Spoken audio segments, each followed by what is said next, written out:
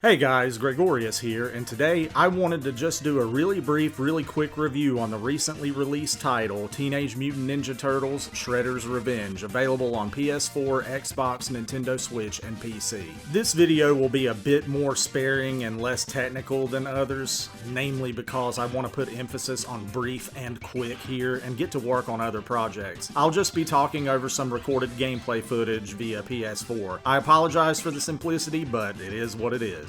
So, without further ado, I shouldn't have to explain the Teenage Mutant Ninja Turtles to anyone, but I will give the shortest rundown possible. It was a comic series by Kevin Eastman and Peter Laird that focused on four mutated humanoid turtle brothers named after Renaissance painters, raised by a mutant rat named Splinter who taught them the art of ninja, and their ongoing battles with a myriad of villains, mutant and human. Chief among them an evil ninja named Oroku Saki, also known as the Shredder, who leads the nefarious Foot Clan. So basically, it began as kind of a parody of Daredevil and other violent comics of the 80s, became a cartoon series for kids, became a string of movies. The 1990 original is still hands down the best among them and something I may do a video on at some point. And it's become a media franchise that still goes strong today in all fields. Video games, of course, have been made about the four turtles, and many of the older brawling games, most especially Turtles in Time, are considered classics. So, as a lifelong TMNT fan, when I heard that Dotemu, publishers of the equally excellent Streets of Rage 4 a couple of years ago, was working with Tribute Games to make a new game in the style of the classic beat-em-ups, I was excited. When I heard that they were emulating the art style of the original cartoon, I nearly lost my mind. And when I heard that many of the original living voice actors from the cartoon were returning to do some work on the game, my head exploded. It was kind of a big mess, trust me.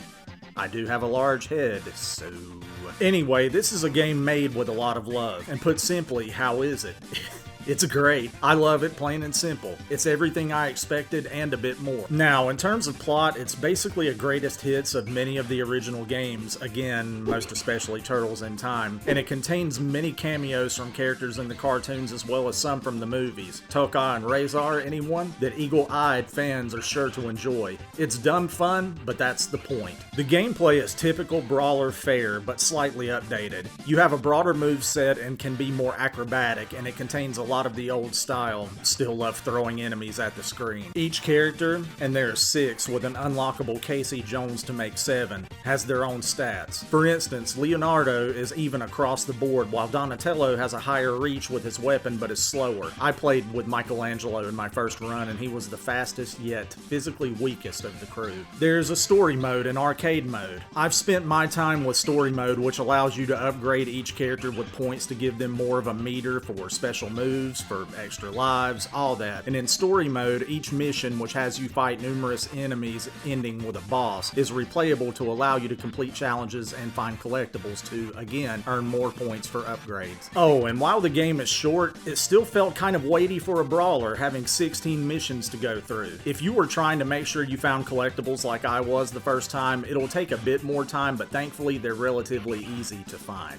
I haven't checked out arcade mode yet, but I know it's the same as previous games, doing each level back to back. Plus, and this is a huge plus for me, while it has online capabilities to play with friends, it also has couch co-op, which more games need. Lastly, the graphics and music are excellent. The sprites for the characters are obviously fuzzy like older games, but the animations are fluid and detailed for a game like this, as are the backgrounds and the like. And hearing some of the old voices, such as for Michelangelo, Donatello, Raphael, and Shredder's cohorts Bebop and Rocksteady, made the nostalgic kid in me giddy. The music, well, it's probably the best I've heard in a game of this style in a good bit. Even the songs made for the game, one rap-oriented and the other more of an 80s rock song, fit the tone and were perfect for it. I mean, they even recreated the opening theme song with new animation, and when it played, I was hooked. So, without having to explain further, I can't recommend this game enough for fans who like this sort of thing. If you only care about first-person shooters or games that have to look photorealistic, then this doesn't apply to you. But if you're a fan of TMNT, like old arcade-style beat-em-ups, and want to sit with a friend